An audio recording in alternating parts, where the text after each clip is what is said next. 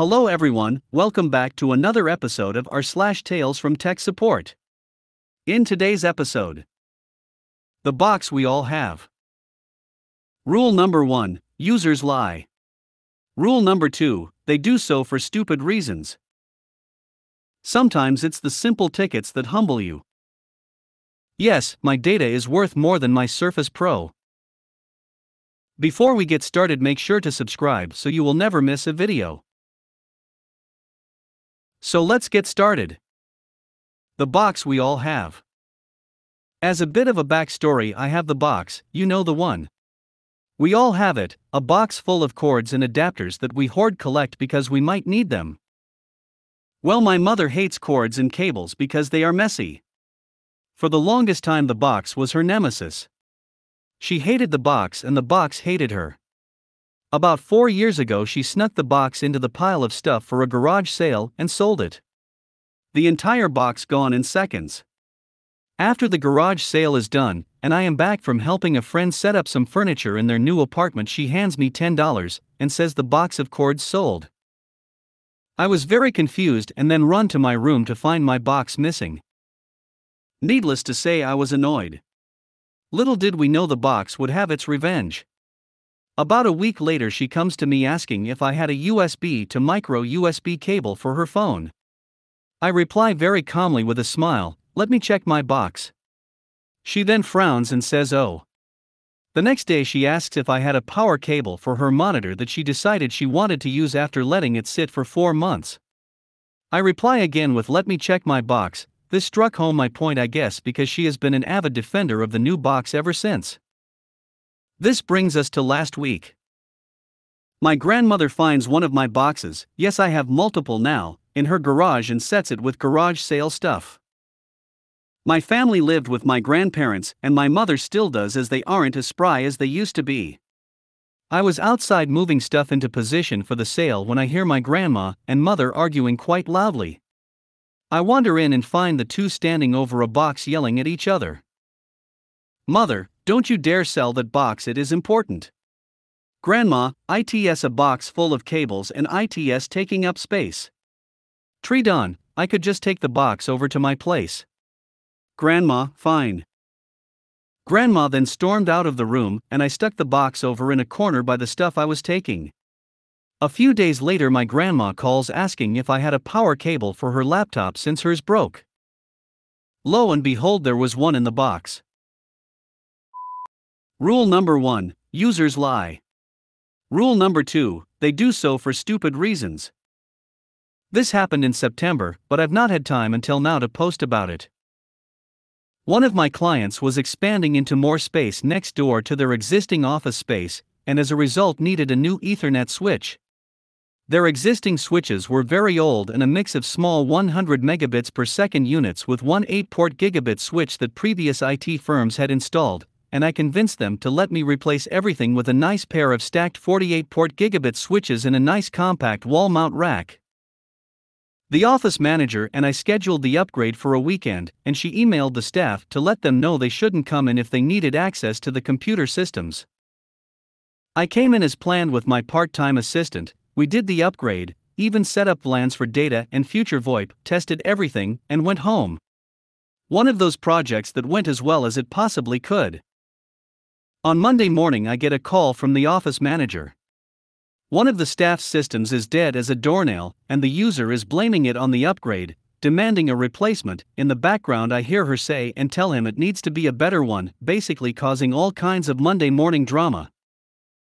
I knew it wasn't related to replacing the switches. Of course, the user is one of those high maintenance types who always blames her computer or the server for her problems, even though that's never been the case.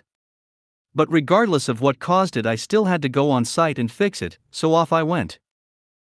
When I arrived, the user had the system pulled out and sitting on her desk with a note that said "Broken by Dallas IT guy over the weekend, replace immediately." And of course said user was nowhere to be found. I hooked it back up and sure enough, it wouldn't power up. Since the user wasn't there, I went ahead and stayed at her desk and opened the case up, figuring maybe it was something straightforward. As soon as I opened it up, it was apparent someone had intentionally broken it. The video card was broken and the power feed to the motherboard had been pulled out and cracked with a pair of pliers. I took a quick photo and got the office manager to take a look. Manager freaks, of course, tracks down the user, gets her back to her desk. Situation rapidly deteriorates with accusations flying. I finally had to go to the server end, with the office manager and owner looking over my shoulder and having me explain every step of what I'm doing, go through the logs and prove that the user had logged in on that system for a few minutes first thing that day, and then logged off, meaning the system had been working when she arrived. They were beyond pissed. Told me to take the broken system back to my office and fix it or replace it, and after I left sat down with the user, got her to admit she'd damaged the computer. Her reason: she felt like she deserved a faster one, and fired her. Got back to my office, and there was an email waiting for me telling me to disable her account and bring the system back immediately, as they were going to take the cost of it out of her last check and wanted to keep the system as evidence in case she filed for unemployment benefits. Sometimes it's the simple tickets that humble you. To set the scene, I'm currently a student studying computer science, and I work at my university's help and repair desk. I've seen a lot, everything from a $1 Natty Lights turning into a $1,500 MacBook replacements, to grad students losing dissertations to CryptoLocker, people still using dial-up in 2014, and of course tons of virus as a result of college students clicking ads in an endless search of free music and movies. This specific case happened about a year ago, and I want to share it because I think about it from time to time. I was sitting in my consulting station, probably browsing Reddit and attempting to homework, when our receptionist greeted a user, took his information, a brief description of his problem, and added his ticket to the queue. I don't remember his name, but his problem description was just needs to remove audio file from phone. Figured this should be easy, a typical old faculty member needing help with his phone kinda thing. I asked him to come sit at my station, and took a look at his problem. He sat down next to me and pulled out his phone, an old GS2 I think, and an even older laptop. I asked him what was wrong, and he told me that he had some voicemails on his phone that he wanted to save on his computer, kind of an odd request, but I went with it anyway. He unlocks his phone for me, and I navigate to his phone app and pull up the voicemail. While I was looking at the phone, he said there were 3 voicemails from the previous weekend were the ones he wanted saved. I played the first one on speaker to see if they were playing properly, and it was really quick message. "Hey Dad, just wanted to let you know I'm on my way home. See you soon, love ya, bye." Oh no. I looked up from the phone, and I saw this poor man start crying. I put 2 and 2 together, and my worst thought was confirmed. This poor man had just lost his daughter in a car accident a few days before, and he wanted her last voicemails to him so he and his wife could still hear her voice whenever they missed her. Not breaking down into tears for his man was harder than any ticket I've ever taken. His daughter was my age, and it immediately made me think of my family and how much they missed me. I knew that I was going to do everything in my power to get this right. My first thought was to just plug an AUX cord into the headphone jack on his phone and record the audio using Audacity on his laptop. But when I plugged an AUX cable into his phone and laptop, I couldn't get anything to record. **T. I tried using my headphones to see if I could hear anything on his phone and nothing. I looked inside the AUX jack, and all I could see was dirt and something sticking out of a caked-on mess. I ran his phone upstairs to our repair desk and grabbed compressed air, tweezers, Q-tips, alcohol swabs, just about anything that I could think of that would clean out his headphone jack. After about 10 minutes or so of cleaning, I could finally hear audio coming out of my headphones. Relieved, I recorded all the voicemail messages and saved them for him to be able to listen to whenever he wanted. I felt awful for what this guy had to go through, and I was glad I was able to help him. To me, this was a reminder of how quickly life can change. I'm sure everyone on this subreddit will sympathize with me whenever I need to complain about bad users, or just dumb people, but just remember, for some users you can make a world of difference for them. Yes, my data is worth more than my Surface Pro. So we had a client drop off their Surface Pro saying that it won't boot. Sure enough, it just keeps booting into a blue screen. Tried booting from recovery media and startup repair keeps failing, and there are no restore points. It does let me do a clean install of Windows 10, but this would wipe the machine, so I give the customer a call before doing so.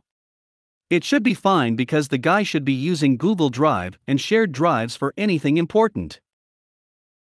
Well, it just so happens that this customer has a university dissertation on the Surface that he has already received a 7-day extension on, 3 days ago. In true customer fashion, he does not have this backed up anywhere, and so he begins begging for any other option at all to get the data. I start looking into how to disassemble the Surface, and of course the thing is designed to never be taken apart ever. In fact, the video I watched of the guy demonstrating how to take the front panel shows him cracking it, and that's the tutorial. At this point, my boss tells me to tell the customer that this can't be done unless he sends off the Surface to the manufacturer, who will be able to disassemble the machine safely, but this would take longer than he has to finish his dissertation. I'm not one to give up normally, so I let the customer know that there is one long-shot chance to get his data. I can attempt to disassemble the Surface, but chances are I will break it, and it will not be usable once I get the disk out. Even after all of that, the issue could be with the hard drive, and the data won't be recoverable anyway. The customer says go for it, so I get it all down in writing, and we order a replacement Surface anyway for either outcome. I get to work attempting to open the Surface and crack the screen within the first 10 minutes. At this point I'm thinking, well, he said it's okay to break it, and I've already broken it, so it's all or nothing. I start hammering the edges of the screen and tear the screen off. I see the tiny SSD sitting snug in the motherboard and take it out. Of course we haven't got any mSATA adapters anywhere, so I get our accounts guy to order one for next day on Amazon Prime. This whole time my boss is telling me I'm wasting my time and I've broken a Surface for no reason, but he is normally pretty hands-off and lets me make my own mistakes. Regardless, I'm determined to get this guy's data, so once the adapter arrives I plug in the hard drive holding my breath. Sure enough, the guy's data starts appearing, and I'm able to open all his folders and documents without issue. I immediately start backing all of this up to our server, and give the customer a call. I have never had a conversation make me feel better than that one. The dude was so happy and couldn't care less that I basically had to tear apart a working expensive computer in order to get his data. I loaded all the data he needed into his new Surface, and we ship it for him to receive next day.